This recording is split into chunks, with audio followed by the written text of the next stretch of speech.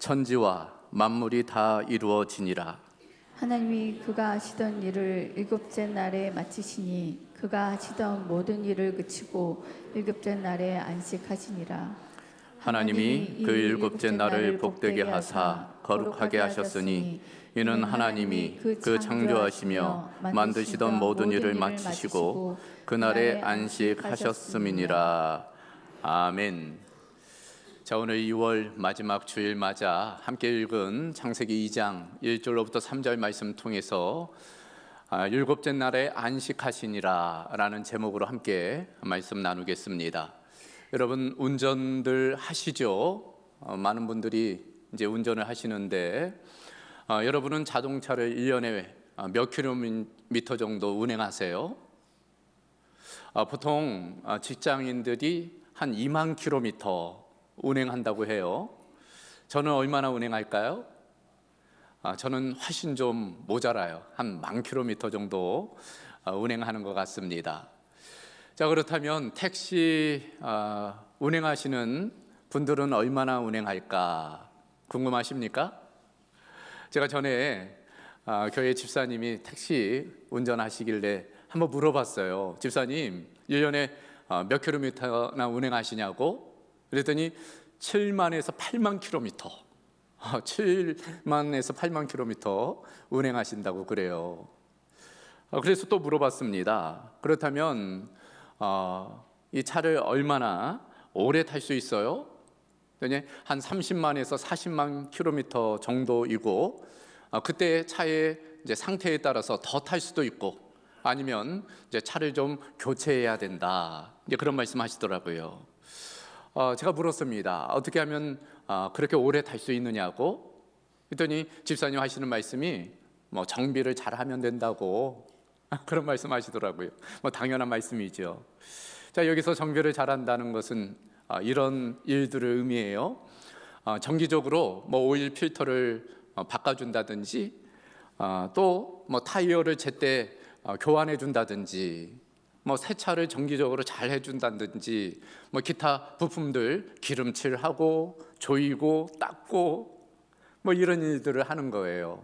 그러면 이 차를 좀 더 오래 탈 수 있고 또 최적의 상태로 차를 유지할 수 있다. 그런 의미입니다. 우리 사람은 어떨까요? 우리 사람도 마찬가지입니다. 우리 사람도 이제 최적의 상태를 유지하는 게 참 중요하죠.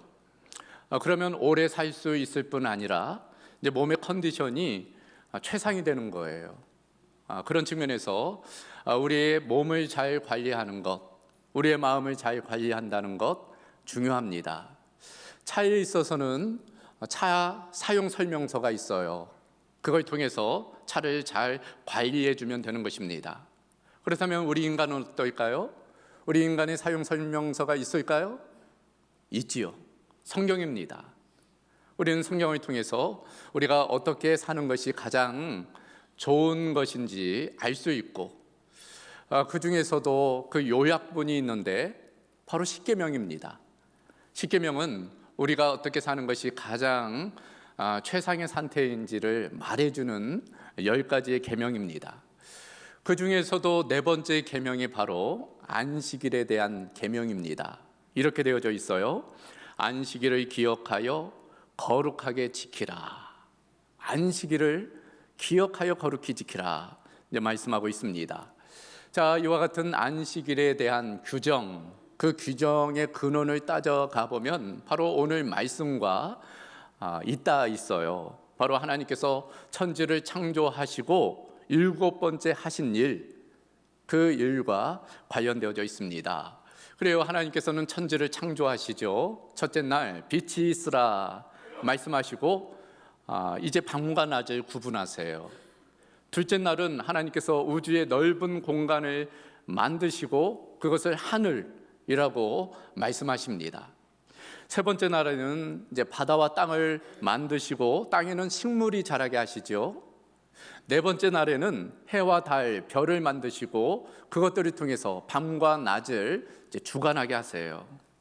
다섯째 날, 이제 하나님께서는 하늘과 바다에 새와 물고기가 이제 살아가도록 만드십니다. 그리고 여섯 번째 날 하나님께서 동물을 만드시고 마지막으로는 하나님의 형상과 모양대로 우리 인간을 창조하십니다. 자, 이렇게 해서 첫째 날부터 여섯 번째 날까지의 창조 사역을 진행하세요. 그리고 이제 마지막 일곱 번째 날이 남게 된 거죠. 자, 그날에 하나님은 무엇을 하셨을까? 오늘 보면 2절과 3절이 그걸 우리에게 보여주잖아요. 한번 그 말씀 우리 같이 다시 읽어볼까요? 하나님이 그가 하시던 일을 일곱째 날에 마치시니 그가 하시던 모든 일을 그치고 일곱째 날에 안식하시니라. 하나님이 그 일곱째 날을 복되게 하사 거룩하게 하셨으니 이는 하나님이 그 창조하시며 만드시던 모든 일을 마치시고 그날에 안식하셨음이니라. 아멘. 자, 일곱째 날에 무엇 하셨다고요? 안식하셨다. 그러니까 엿새 동안 하나님께서 창조 사역을 진행하시고 마지막 일곱째 날은 하나님께서 안식하셨다는 거예요. 그러므로 하나님의 형상과 모양대로 창조된 우리 인간도 그 일곱째 날 안식일에 쉬는 것이 마땅함을 지금 보여주고 있는 거예요. 그것이 하나님이 인간을 창조한 창조의 원리라는 것입니다. 이처럼 하나님께서는 안식을 통해서 우리 인간이 이제 가장 건강하게 살아가도록 그렇게 만드셨습니다. 그걸 하나님께서 친히 보여주신 거예요. 하나님도 스스로 그날 쉬심을 통해서 그 모델을 우리에게 보여주신 것입니다. 그러므로 우리 인간은 엿새 동안은 열심히 일해야 되지만 일곱째 날은 온전히 쉼을 가져야 되는 것입니다. 그래요, 일을 한다는 것은 필수 불가결한 것이죠. 우리는 일하지 않고는 살아갈 수 없어요. 그러나 우리의 인생은 일만 있는 것은 아니라는 거예요. 인생에 있어서 중요한 것이 일만은 아니라는 것입니다. 그 이상의 무엇이 있음을 하나님께서 이 안식일 규정을 통해서 지금 보여주고 있는 거예요. 우리에게 말씀하고 있는 것입니다. 자, 그런 측면에서 오늘은 안식의 의미에 대해서 우리가 함께 좀 살펴보려고 합니다. 세 가지 차원에서 말씀을 나누도록 하겠어요. 그 첫 번째, 안식은 휴식이 필요함을 우리에게 말씀하고 있는 것입니다. 휴식이 필요하다는 거예요. 자, 본문에 따르면 하나님께서 엿새 동안 이제 창조의 사역을 진행하세요. 그리고 일곱째 날 안식하셨다 말씀합니다. 이 안식이라는 단어 히브리어로 샤밧이라는 단어인데 그 원래 의미는 쉬다라는 의미예요. 그러니까 하나님께서 쉬셨다, 이제 그런 의미입니다. 자, 그렇다면 이렇게 쉬어야 하는 이유가 무엇일까? 말씀드린 대로 우리가 최적의 상태, 최상의 상태를 유지하기 위해서는 쉼이 필요하기 때문이에요. 그 최상의 상태, 이런 것을 의미하죠. 우리의 마음이 유쾌한 거예요. 우리의 마음이 평온한 것입니다. 마음만 아니라 우리의 몸도 힘을 얻는 거죠. 피로에 짓눌린 것이 아니라 몸도 힘을 얻고 이제 강건한 그런 최상의 컨디션을 의미하는 것입니다. 그런 최상의 상태를 위해서는 반드시 쉼이 필요하다. 그걸 말씀하고 있어요. 그리고 이렇게 쉰다는 것은 일주일에 하루는 모든 것을 내려놓아야 된다라는 것을 의미해요. 그래야지만이 우리가 재충전되고 회복됨을 말씀하고 있어요. 그리고 그 힘을 통해서 또 나머지 6일 동안 힘있게 살아가는 것입니다. 그래서 소위 창조의 율동이에요. 일과 쉼의 균형입니다. 여러분, 그래서 미국의 링컨 대통령 아시죠? 어느 날 한 기자가 링컨 대통령에게 그렇게 질문했대요. 만약 당신에게 6시간 일하는 시간이 있고 나무를 잘라야 된다면 당신은 그 시간을 어떻게 보내겠느냐고. 근데 링컨 대통령이 그렇게 이야기했대요. 자신은 2시간만 나무 베는 일을 하고 나머지 4시간은 도끼날을 가는데 시간을 활용하겠다. 토끼 날을 가는 시간은 어찌 보면은 시간을 허비하는 것처럼 보여요. 그러나 오히려 그 시간이 그 날을 벼르고 강화시켜서 더 효과적으로 나무를 벌목할 수 있도록 만든다는 것입니다. 그러니까 쉼이라는 것이 그저 시간을 허비하는 것이 아니라는 거예요. 오히려 재충전되고 다시금 힘을 얻는 시간이 된다는 것입니다. 실제로 요즘 생산성을 연구하는 그 많은 연구자들이 이런 하나님의 창조의 의도가 참 맞다는 그런 결론을 내린다고 그래요. 그러니까 마냥 일만 한다고 해서 생산성이 올라가지 않는다는 것입니다. 오히려 자꾸 실수하고 또 문제를 일으킨다는 거예요. 그래서 적정한 쉼이 생산성을 높이는데 중요하다는 것입니다. 우리 인간이 그렇다고 그래요. 40시간 이상 일하면 집중도가 떨어진다는 거예요. 그래서 오히려 효율이 떨어지고 생산성이 떨어진다는 것입니다. 그런 측면에서 반드시 쉼이 필요하다. 일주일에 하루 정도는 온전한 쉼이 있어야 된다는 것입니다. 많은 의사들도 마찬가지예요. 많은 질병의 원인, 과로에 있다는 거예요. 심장병, 고혈압 이런 문제들의 원인, 과로에 있다는 것입니다. 그걸 하나님께서 아신 거예요. 미리 아신 것입니다. 그래서 하나님께서는 엿새간 열심히 일해야 되지만 하루는 반드시 쉬어라. 우리에게 그렇게 말씀을 하고 있는 것입니다. 자, 이와 같이 쉰다는 것은 단지 몸의 휴식을 의미하지 않아요. 우리의 감정과 정서를 회복하는 그런 의미도 있어요. 그러니까 이 현대 사회는 신체적인 피로보다 더 큰 문제가 이제 정신적인 피로잖아요. 우리의 마음의 피로입니다. 우리 감정과 정서가 너무 필요한 거예요. 그 중심에 이제 스트레스가 있죠. 이 스트레스가 문제입니다. 지난주 수요일 예배 마치고 사택에 돌아가서 이제 TV 프로그램을 시청했어요. 유퀴즈 온 더 블록. 제가 될 수 있으면 그 프로그램은 좀 보려고 노력합니다. 많은 유익한 정보를 얻기도 하고 하기 때문이에요.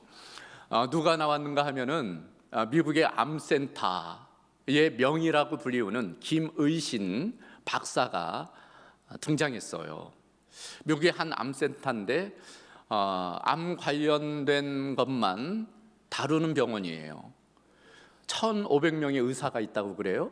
그걸 서포트하는 박사만 1,500명, 스태프만 3,000명 되는 병원이에요. 그 중에서도 아주 대표적인 의사, 30년 종신교수로 지금 재직하고 있어요. 세계의 유수한 사람들이 그에게 치료받고자 줄을 서고 있다는 거예요. 그분에게 질문했어요. 암의 원인이 뭐냐 할 때 유전적 원인은 15%에 불과하다는 거예요. 그러니까 생리적인 원인은 단지 15%라는 것입니다. 그 나머지 85%는 후천적인 영향, 그러니까 생활 습관이랄지 어떤 환경적인 요소, 그 독소들이 영향이 된다는 것입니다. 그 중에서도 가장 큰 원인은 스트레스라는 거예요. 이 스트레스. 인간이 스트레스를 받으면 몸이 산성화된다는 거죠. 산성화되면 이 산성 물질이 우리 대장을 공격한다는 것입니다. 이 대장에는 200조 개의 균이 있다고 그래요. 반은 유익균이고 반은 유해균이고. 근데 몸이 산성화되면 이 유익균을 죽인다는 거예요. 그러면 거기서 독성 물질이 발생을 하는데 그것이 몸의 다른 장기에 그게 들어가면 그것이 암이 된다는 거예요. 그래서 그렇게 현대인들이 암이 많다는 것입니다. 스트레스 때문이라는 거예요. 그래서 우리가 그 스트레스 문제를 잘 풀어내는 것 중요합니다. 암뿐일까요? 현대의 많은 질병, 육체의 질병의 원인은 이 정서적인 문제에 기인하고 있습니다. 그래서 정서적인 휴식이 필요한 거지요. 그래서 쉬어야 되는 것입니다. 참 목사님 한가한 소리 하시네요. 누구는 쉬고 싶지 않아서 쉬지 않습니까? 쉴 수 없으니까 그렇죠. 요새 같은 사이에 좀 더 열심히 일하고 부지런해야지. 그래야지 먹고 살지. 목사님, 속 편한 소리 하지 마십시오. 물론 분명해요. 참 힘들고 어려운 시대입니다. 쉬고 싶어도 쉴 수 없는 분들이 있어요. 직업적인 특성상 그런 분들도 계시잖아요. 주일에 일을 해야만 하는 분들이 계세요. 여행이랄지 우리 경찰, 소방관들도 뭐 3교대 하다 보면 주일에 끼는 경우가 있죠. 의료 관련된 분들도 마찬가지입니다. 그런 분들 또 하나님의 위로하심, 또 합당한 은혜가 있기를 바라고, 그러나 많은 경우는 쉴 수 있음에도 쉬지 않는 경우가 있어요. 지나친 어떤 경쟁심 때문이죠. 성공 욕구 때문입니다. 굳이 그러지 않아도 되는데 남보다 좀 더 높이 올라가기 위해서 경쟁하다 보니까 쉬지 않는 경우도 있는 것입니다. 분명한 것은 멀리 가려면, 또 하나님의 그 뜻대로 살아가기 위해서는 우리가 쉼이 필요하다는 것입니다. 그것이 우리의 생활의 리듬이에요. 그걸 하나님께서 아신 겁니다. 그래서 우리 보고 쉬라고 그렇게 명령하시는 것입니다. 만약 쉬지 않으면 우리 몸의 균형이 깨져요. 우리의 마음이 탈진하게 됩니다. 영적으로도 위험한 상태에 처하게 되는 거예요. 위협받고 또 도전받게 되는 것입니다. 그래서 하나님께서는 오늘 말씀을 통해서 우리에게 말씀하시는 것입니다. 내가 너를 잘한다. 내가 너를 사랑한다. 그러므로 쉬어야 돼. 잠깐 멈춰야 돼. 그래야지 힘을 다시금 낼 수 있어. 그렇게 말씀하시는 거예요. 그래서 첫 번째 안식의 의미, 그 중심에는 쉼이 있는 것입니다. 우리 모두가 주님 안에서 그런 쉼을 누리기를 주님의 이름으로 축원합니다. 두 번째 안식의 의미, 그것은 휴식 이상의 것이 필요하기 때문이에요. 그래서 안식하라 말씀하고 있는 것입니다.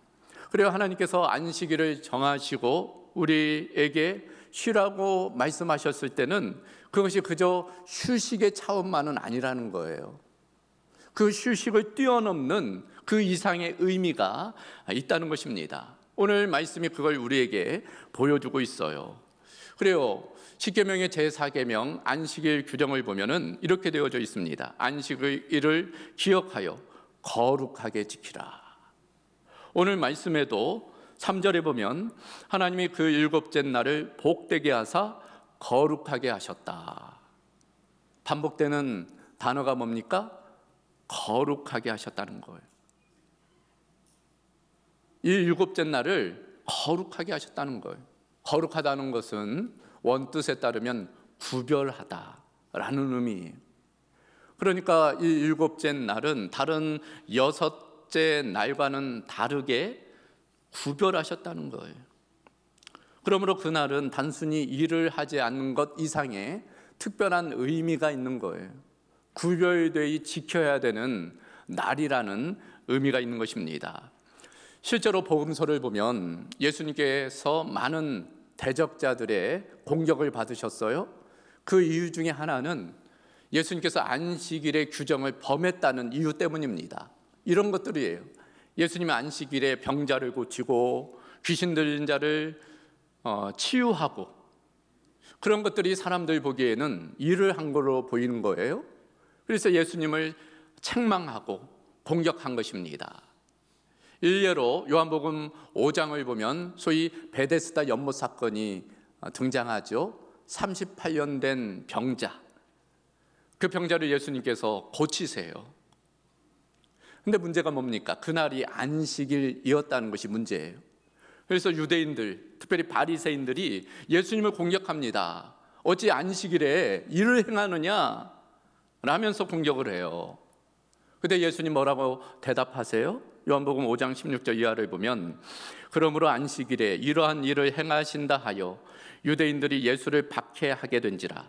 예수께서 그들에게 이르시되 내 아버지께서 이제까지 일하시니 나도 일한다. 하나님이 지금도 일하고 계시기 때문에 나도 일하는 것이다. 하나님의 일을 하는 것이다 라고 말씀하는 것입니다. 무슨 의미일까요? 이는 안식일은 단지 일을 하지 않는 것이 아니라는 거예요. 그 이상의 의미가 있다는 것입니다. 그것이 무엇이에요? 바로 하나님께서 원하시는, 하나님께서 기뻐하시는 그 삶을 살아내는 것, 그 일을 하는 것, 그것이 진정한 안식일의 의미라는 것입니다. 쉼도 그 중에 하나이지만 쉼 이상의 무엇이 필요하다는 거예요. 그렇게 하기 위해서 환경의 변화가 필요해요. 그저 일상의 삶의 자리를 벗어나는 것입니다. 가정, 일터가 아닌 제3의 공간, 하나님과의 교제가 가능한 그 공간을 찾아가는 거예요. 정서적인 변화도 필요한 것입니다. 그저 먹고 사는 문제만 가지고 대화하는 것이 아니라 다른 차원에서 하나님의 영광을 위한, 하나님이 기쁘시게 하는 일에 대한 그 주제를 가지고 함께 이야기를 나누는 거예요. 그런 분위기를 이끌어가는 것입니다. 그 안에서 하나님의 기쁨을 누리고 하나님께 영광을 돌리고 삶의 의미를 발견하고 그런 시간과 공간을 우리가 만들어가는 거예요. 이런 일들이 어떻게 가능할까요? 많은 것들이 있겠지만 그 중심에 예배가 있고 또 사귐과 섬김이 있어요. 그 무엇보다도 예배가 중요합니다. 우리가 하나님을 기쁘시게 하는 일, 또 하나님이 우리를 보고 기뻐하시는 일, 그것은 바로 예배이기 때문이에요. 우리는 예배를 통해서 그 하나님의 아름다우심을 찬양하게 돼요. 그 하나님의 위대하심을 경배하게 되는 것입니다. 다른 날과 다르게 그 안식일에 그런 일들을 하는 거예요. 그래서 구약의 이스라엘 백성들은 안식일마다 모여서 함께 하나님을 예배한 거지요. 신약에서도 마찬가지입니다. 예수님도 안식일에는 회당에 가셔서 하나님을 예배하셨어요. 그 이후에 초대교회도 마찬가지입니다. 물론 안식일이 주일로 바뀌게 되죠. 왜냐하면 예수님께서 바로 주일에 부활하셨기 때문입니다. 그러나 그 의미와 목적은 똑같은 거예요. 단지 날이 주일로 바뀌었을 뿐이지 그날에 하나님을 예배하며 하나님을 기쁘시게 하며 하나님의 아름다우심을 찬양케 되는 것입니다. 즉 하나님과의 만남을 추구하는 거예요. 그 만남을 통해서 우리는 회복되고 치유되고 변화되고 부흥케 되는 것입니다. 하나님의 뜻을 깨닫게 되고 또 다시금 마음을 정렬하는 기회를 삼는 거예요. 그래요. 군인들이 사격하기 전에 먼저 하는 것이 뭘까요? 영점을 잡는 거예요. 음악가들이 악기를 연주하기 전에 먼저 하는 것은 뭐예요? 조율하는 것입니다. 그런 측면에서 우리가 주일마다 하나님을 통해서 예배를 통해서 하나님의 우리를 향한 계획과 뜻을 새롭게 발견하는 것, 마음을 정렬하는 것입니다. 그런 것들을 통해서 하나님께 영광을 올려드리는 거예요. 이런 일들을 통해서 어떤 사람들은 자신의 죄를 발견해요. 죽음의 문제와 씨름하게 됩니다. 마음의 큰 수술을 예배를 통해서 경험하게 돼요. 혹은 어떤 분들은 어떤 도전의 기회가 되죠. 방향의 전환의 계기가 됩니다. 작은 수술들을 예배를 통해서 경험하게 되는 거예요. 어떤 분들은 격려를 받게 돼요. 소망을 붙들게 되는 것입니다. 그런 측면에서 반드시 예배가 필요한 거예요. 그렇지 않아요? 우리가 일주일 돌아보면 세상 속에서 얼마나 많은 도전과 유혹과 공격을 받습니까? 영적 전투에서 때로는 시달리고 때로는 쓰러지고, 그러나 다시금 주일에 와 다시금 하나님으로부터 공급받는 거예요. 힘을 얻는 거예요.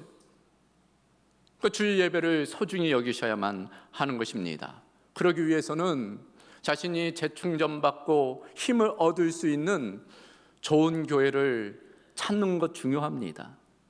물론 하나님의 교회가 좋고 나쁘고 그런 것이 어디 있겠습니까마는 적어도 자신에게 영적으로 성장의 기회가 될 수 있는 그런 교회를 찾는다는 것 매우 중요합니다. 그런 측면에서 단지 가깝다는 이유로 교회를 선택하는 것은 미련한 거예요. 멀다고 하더라도 그런 교회라면 열심으로 그 교회에 출석하는 거예요. 가깝다고 다 좋은 것은 아니기 때문입니다. 자신의 필요를 채울 수 있는 그런 교회를 만나야 돼요. 편리하다는 것이 좋은 것은 아니기 때문입니다. 그런 측면에서 거리가 멀더라도 그런 교회를 발견해야 되는 것입니다. 우리 공동교회가 그런 교회가 되기를 바라요. 만약 우리 공동교회 안에서 그런 영적인 영향력을 받지 못한다면, 충분히 하나님의 은혜를 공급받지 못한다면 한번 다시 생각해 보셔야 할 것입니다. 물론 그것은 자신의 어떤 기호나 유익에 따라 교회를 옮기라는 그런 의미가 아니에요. 그런 이기적인 생각과는 다른 차원입니다. 예배가 중요하기 때문에 예배를 통해서 은혜를 공급받지 못한다면 자신의 영혼을 위해서는 그런 결단도 필요하다는 그런 의미입니다. 그만큼 주일에 우리가 예배를 사모하고 예배에 힘써야 되는 것입니다.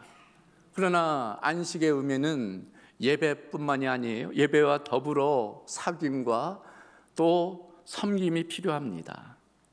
하나님은 우리가 하나님을 예배할 뿐 아니라 성도 상호 간의 사귐을 가지기를 원해요. 또 하나님의 영광을 위해, 하나님의 나라를 위해 섬기고 봉사하기를 원하십니다. 그런 측면에서 우리가 주일에 하나님만 만나고 돌아간다는 것은 옳은 것이 아닙니다. 더 적극적으로 성도 상호 간에 깊은 사귐을 이루어 가야 돼요. 또 하나님이 원하시는 생명을 살리는 일, 하나님 나라의 일을 위해서 헌신하고 섬기고 봉사해야 되는 것입니다.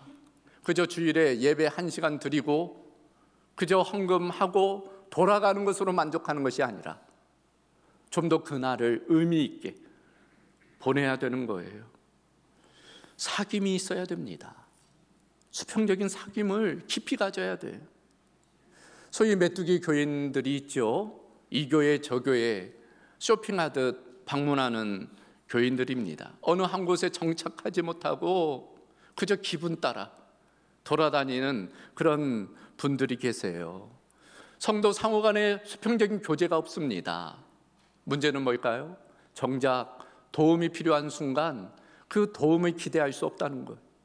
성도 상호 간에 교제가 없다 보니까 자신이 정말 도움이 필요할 때, 기도가 필요할 때 어디 도움을 구할 데가 없다는 거예요.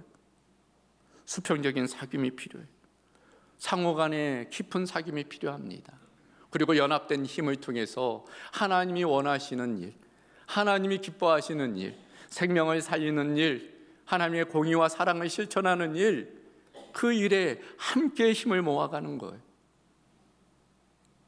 안식일은 쉼 이상의 의미가 있어요. 하나님을 예배해야 되고 또 그 예배함을 통해서 재충전받은 힘으로 성도 상호 간의 사귐과 또 하나님의 나라를 이루어가는 섬김에 힘쓰는 날로 그 날을 우리가 지켜야 되는 것입니다.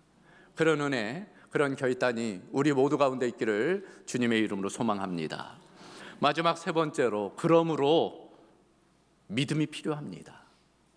우리가 안식일을 지키기 위해서는 믿음이 필요해요.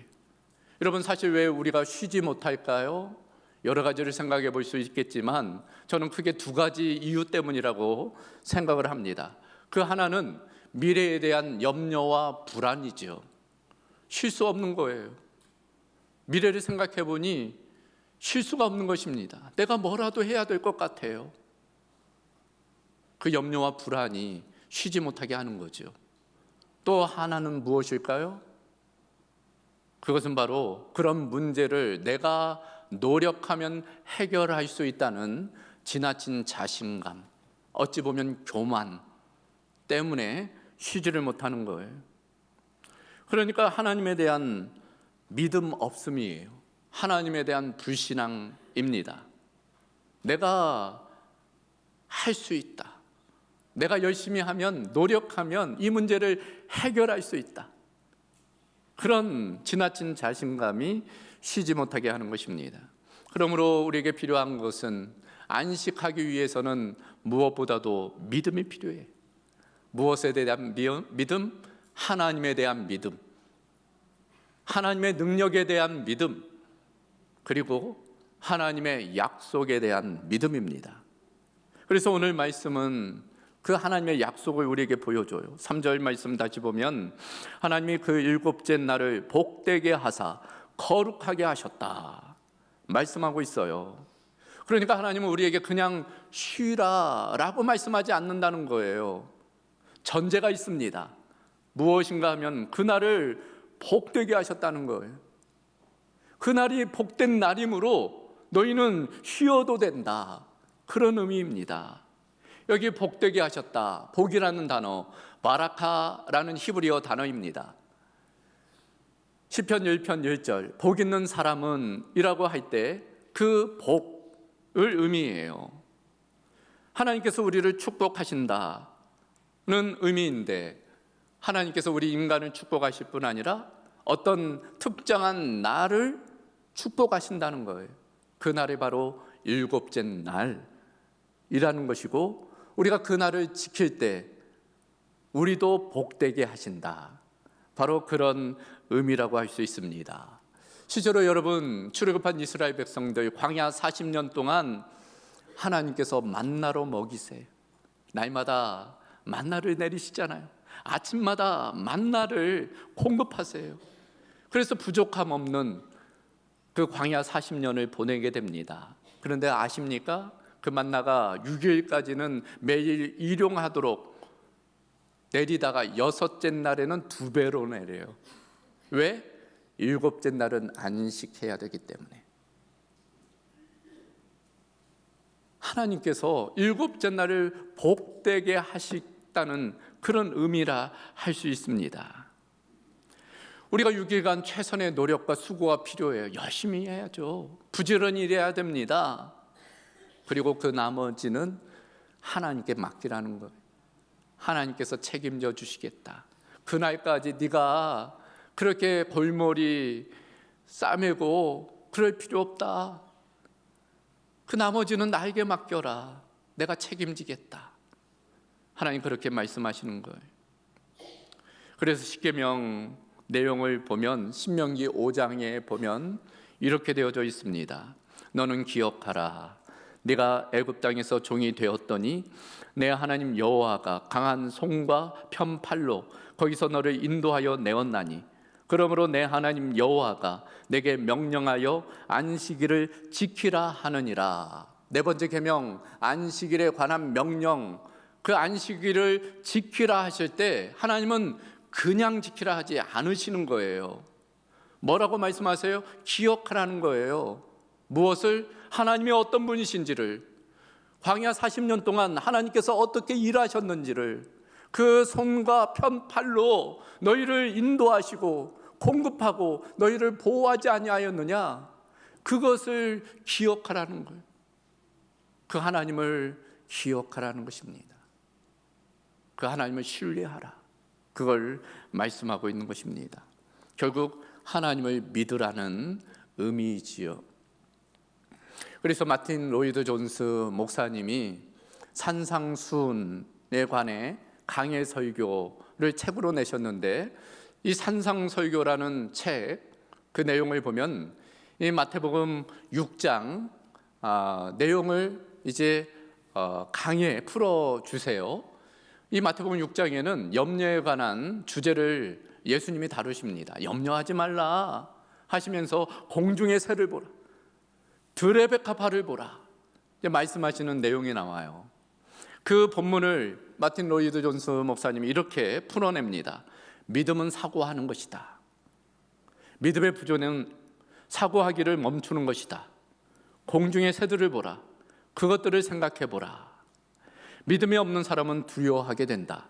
두려움이란 결국 사고의 부재, 즉 사고하는데 실패하는 것이다. 무슨 의미예요? 하나님을 포함해서 생각해야 된다는 거예요. 그러면 염려하거나 두려워하지 않게 된다는 것입니다. 그런 측면에서 우리에게 믿음이 필요해. 하나님에 대한 믿음, 하나님의 능력에 대한 믿음, 그리고 하나님의 약속에 대한 믿음. 하나님께서 안식일을 복되게 하시고 거룩하게 지키라 말씀하셨으므로 결국 하나님께서 책임져 주신다는 그 믿음으로 나아가야 될 줄로 믿습니다. 그런 은혜가 우리 모두 가운데 있기를 주님의 이름으로 소망합니다. 자, 오늘 말씀을 정리하면서 시편 127편 1절과 2절 말씀을 한번 보면 이렇게 되어져 있어요. 여호와께서 집을 세우지 아니하시면 세우는 자의 수고가 헛되며 여호와께서 성을 지키지 아니하시면 파수꾼의 깨어 있음이 헛되도다. 너희가 일찍이 일어나고 늦게 누우며 수고의 떡을 먹음이 헛되도다. 그러므로 여호와께서 그의 사랑하시는 자에게는 잠을 주시는도다. 우리의 가정, 우리의 일터, 물론 우리의 노력, 우리의 최선이 필요해요. 그러나 그 무엇보다도 하나님의 도우심, 하나님의 은혜가 필요합니다. 우리의 노력이, 우리의 수고가 얼마든지 헛될 수 있어요. 하나님의 은혜, 하나님의 돌보심이 필요한 것입니다. 하나님께 맡기는 것, 하나님을 의지하는 것입니다. 하나님의 약속을 붙드는 거예요. 특별히 이 시편 127편 2절 말씀, 여호와께서 그의 사랑하시는 자에게 잠을 주시는도다 라는 이 구절을 공동 번역은 이렇게 번역하고 있어요. 야훼께서는 사랑하시는 자에게 잘 때에도 배불리신다. 새 번역에는 진실로 주님께서는 사랑하시는 사람에게는 그가 잠을 자는 동안에도 복을 주신다. 우리가 하나님을 믿고 잠을 청할 때 그때 하나님은 우리가 자는 동안 일하신다는 거예요. 우리를 위해 일하신다는 것입니다. 주일도 마찬가지예요. 우리가 하나님을 믿고 하나님께 감사와 찬양과 영광을 올려드리며 우리가 하나님의 일을 할 때, 하나님이 기뻐하시는 하나님의 나라의 일을 할 때 그때 하나님은 무엇 하실까? 그냥 쉬고 계실까? 아니라는 거예요. 그때 하나님은 우리의 일을 하신다는 거예요. 하나님이 우리의 일을 대신해 주신다는 것입니다. 여러분, 누가 더 잘 일할까요? 물어보나 마나이죠. 하나님이 훨씬 위대하십니다. 하나님의 일하심이 훨씬 놀라운 결과를 가져다 줘요. 그런 믿음을 가지고 우리가 나아가야 될 줄로 믿습니다. 우리가 창조의 율동, 일과 쉼의 균형을 가지고 그 쉼을 또 우리의 몸과 마음의 쉼과 더불어 하나님의 영광을 위해 사용하는 은혜가 있기를 주님의 이름으로 축원합니다. 하나님 감사합니다. 오늘 말씀을 통해서 우리가 어떻게 살아가는 것이 최선인지를 말씀해 주심을 감사합니다. 6번째 날까지 우리가 우리에게 주어진 일에 대하여 최선으로 부지런히 열심히 하지만은 그러나 그 나머지는 하나님께 맡기는 믿음이 있게 하여 주옵소서. 위대하신 하나님, 또 전능하신 하나님, 또한 우리를 사랑하신 하나님이 우리에게 가장 좋은 것을 예비하시고 인도하실 줄로 알아 그 하나님에 대한 믿음으로 나아가는 우리 모든 공도 가족 되게 하여 주시옵소서. 예수 그리스도의 이름으로 기도하옵나이다. 아멘.